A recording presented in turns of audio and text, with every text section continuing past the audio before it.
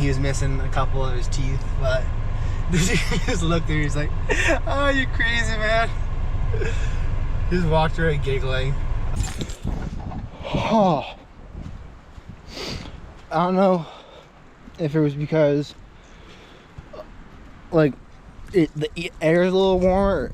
I'm really not sure, but the sting of getting into that water today was worse than I remember. And then I'm making this walk back in my socks because I came from my classes and I had my sock shoes on. And for those of you who don't know, they're like socks with a really thin rubber sole. It's part of like, I think it's called like the Zero Wedge or something. But basically, the shoes just have absolutely no cushion to them.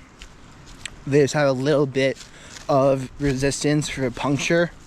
And they're really good for running, which I did a lot of last summer. And when I first started off, I was doing my Nike Flyknits, and I was having difficulty. I'm like, I know I'm not supposed to be heel striking, but my calves are getting like super uncomfortable from all the running. And I was talking to my brother about it, and he's like, yeah, just run barefoot.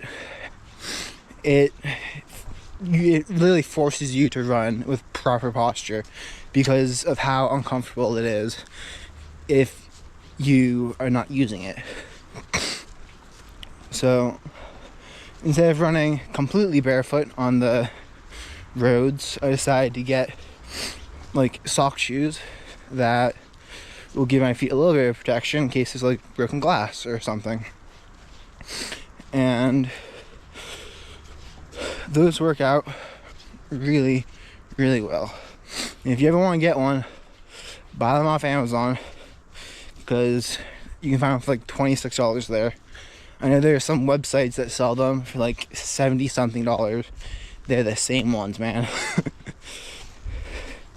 As far as running goes, I did I don't know, I think I probably averaged, I did 3 miles a day. So it's like 21 miles a week. But I took the weekend. I took usually a day or two off, so 18-ish. And the shoes lasted me for about 4 months of use. And then, because they're still under manufacturer warranty, being less than a year, I was able to get them replaced for free. So, all in all, if you're not running every single day, they'll last you a lot longer than that.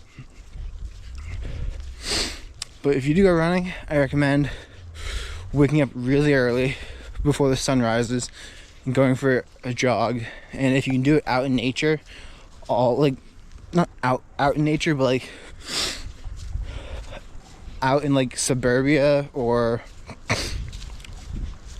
my hometown is like a farm town, so the roads out there have very little light pollution.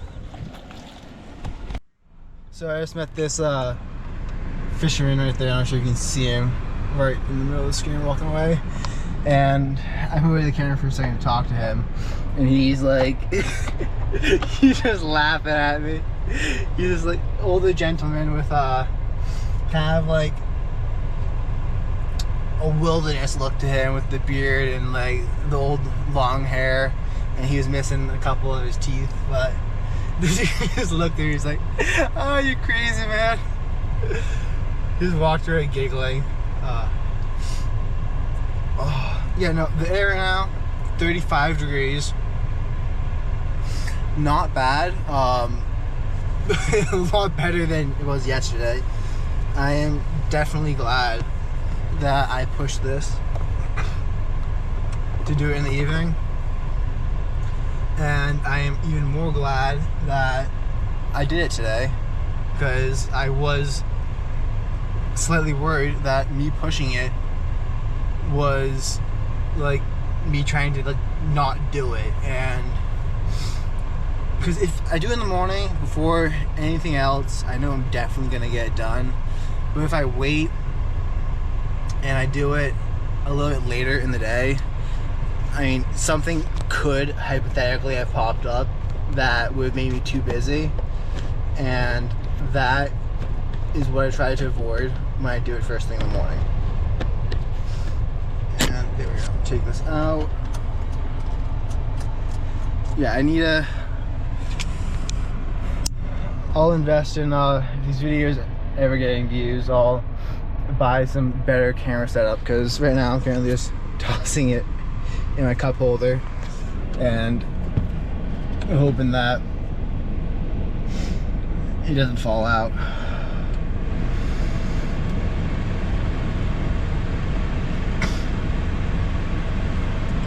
So I did finally look up the Wim Hof breathing, and at least the video I saw of Yes Theory, when they did it, one of the guys went into like a seizure type thing, which was mildly concerning for me. I figure you'll eventually be fine and you'll come out of the seizure, but if that's one of the effects that you could possibly experience and makes you a little like discombobulated type stuff, I think I'm tossing this knuck. It's definitely not something that I would want to risk doing while in the freezing cold water, because you want to be mentally present enough to know if you're still safe. The one thing I will say, not the one thing, the other thing I'll say about the video I saw was they kept their hands in for 10 minutes, but they placed them on their thighs, and Wim specifically said to place your hands on your thighs. Oh, I'm saying, just, that's a little painful.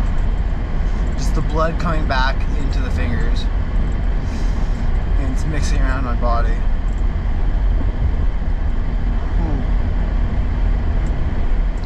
Yeah, because what your body will actually do is, in order to stop the cold blood from reaching your heart, it will shrink your capillaries, I believe.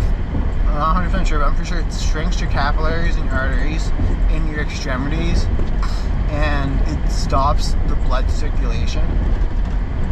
So that the whole thing is just to protect your heart, but there's definitely, if you get too cold, you can risk losing blood flow, and those body parts will die due to lack of oxygen, which is why I think they actually turn purple when you get like frostbite.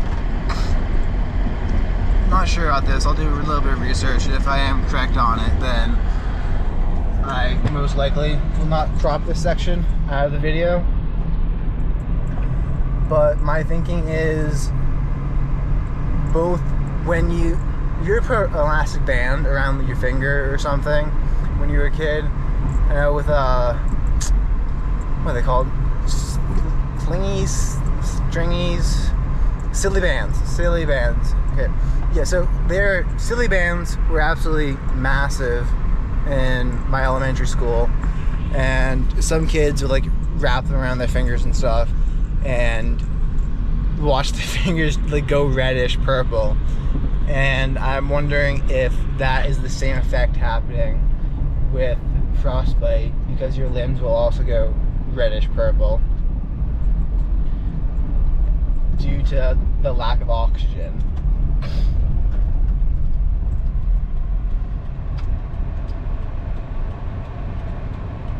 Well, that's actually interesting. I'm not.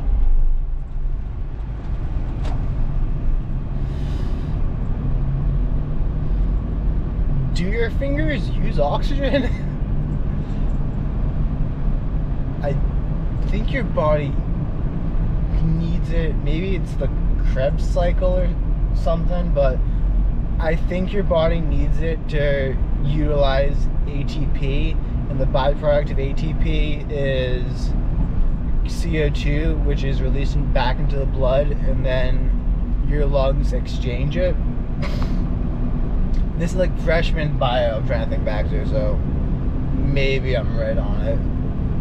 So yeah, well, this is day, let's see, Sunday, I did Saturday, Sunday, Monday, Tuesday, Wednesday, Thursday. This is day 6. I'll catch you guys tomorrow, and that one may be in the evening again. We'll have to look, because it is gonna be really cold. So I have a lab to do, and if I can get the lab done, then that means when I leave school I can come directly here and plunge into the water. If I can't get the lab done, at least almost done tonight, then I'll have to spend some time working on it. So we shall see, but that is it for day 6.